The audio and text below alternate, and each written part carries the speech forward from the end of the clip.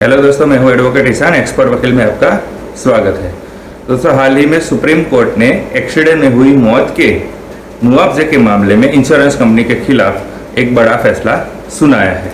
कई लोगों का ये मानना है, कई लोगों की ये कंप्लेन है कि इंश्योरेंस कंपनी या तो मुआवजा कम देती है, मुआवजा देने में काफ़ी देर कर देती है। तो उन लोगों के लिए ये सुप्रीम कोर्ट का जो जजमेंट है वो काफ़ी राहत की खबर लेकर आए। तो क्या है ये जजमेंट, इसे पूरी जानकारी इस वीडियो में हम जानेंगे।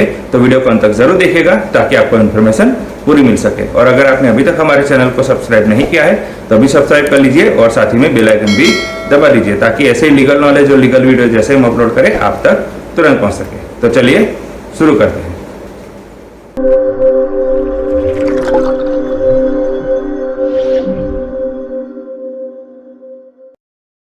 तो ये मामला 2007 का है और उत्तराखंड में हरीश नाम का व्यक्ति जो टैक्सी का बिजनेस करता है उसका है। एक दिन हरीश और उसके चाचा टैक्सी में कहीं पे जा रहे थे और वहां पे कुछ आगे जाने के बाद उन्होंने टैक्सी को साइड में पार्क किया और हरीश गाड़ी से नीचे उतरा। लेकिन वहां पे जो टाटा सुमो है वो रॉन्ग साइड पर आ रही थी और उसने हरीश को टक्कर दी और उस हादसे में हरीश की मौत हो गई। और उसके चाचा के बयान पर एफआईआर को दर्ज किया गया। उत्तराखंड की हल्द्वानी जिला अदालत ने इस मामले में यानी कि मोटर व्हीकल ट्रिब्यूनल ने इस मामले में इंश्योरेंस कंपनी को आदेश दिया कि हरीश के परिजनों को यानी कि मृतक के परिजनों को 12,50,000 का मुआवजा देना पड़ेगा। तो इस फैसले के खिलाफ इंश्योरेंस कंपनी हाई कोर्ट में चली गई। हाई कोर्ट में जाने के बाद हाई कोर्ट ने इस मामले में ये फैसला दिया कि जो हरीश की इनकम थी वो निचली कोर्ट ने 1 लाख मानी थी, तो उसे घटाकर हाई कोर्ट ने 52,000 माना, क्योंकि उन्होंने केवल 3 साल के ही आईटी रेंट को गिना था, उसकी औसत को गिना था। तो मुआवजे की रकम जो 12,50,000 थी वो हाईकोर्ट ने घटाकर 5,87,000 कर दी।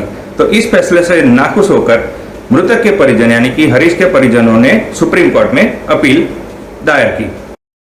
तो इस मामले में सुप्रीम कोर्ट ने यह कहा कि हाईकोर्ट ने जो फैसला देने में इसमें गलती की है, क्योंकि हाईकोर्ट ने जो 52,000 रुपए गिने थे वो 3 साल के रिटर्न थे, लेकिन जो आखिरी आईटी रिटर्न था जो हरीश ने भरा था उसमें उसकी इनकम, सालाना इनकम 1 लाख के आसपास बताई गई थी, उसे नहीं गिना गया था।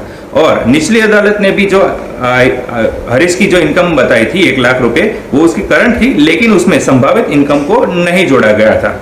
हालांकि सुप्रीम कोर्ट ने यह भी कहा कि हरीश की एज थी वो 35 साल थी और उस पे ऊपर उसके बच्चे और उसकी वाइफ और उसके पेरेंट्स डिपेंडेंट थे। और वो अगर इस इनकम नजरिए से देखे तो अगर वो 1/4 अपने पर खर्च करता है, अगर 40% भी इसमें जोड़े तो ये 16 साल तक गिने तो ये रकम हो जाती है 16,80,000 रुपए तक के आसपास हो जाती है। और अगर दूसरे खर्चे इसमें दूसरा जो इंश्योरेंस का खर्चा और मुआवजा जोड़े तो ये रकम हो जाती है 17,50,000 रुपए। तो सुप्रीम कोर्ट ने इंश्योरेंस कंपनी को यह कहा कि आपको मृतक के परिवार को 17,50,000 रुपए 12 हफ्तों में देने हैं। और इसके साथ ये भी कहा कि जब अर्जी दाखिल की गई उस तारीख से लेकर मुआवजे की तारीख तक सालाना इस रकम पर 7.5% इंटरेस्ट भी देना पड़ेगा।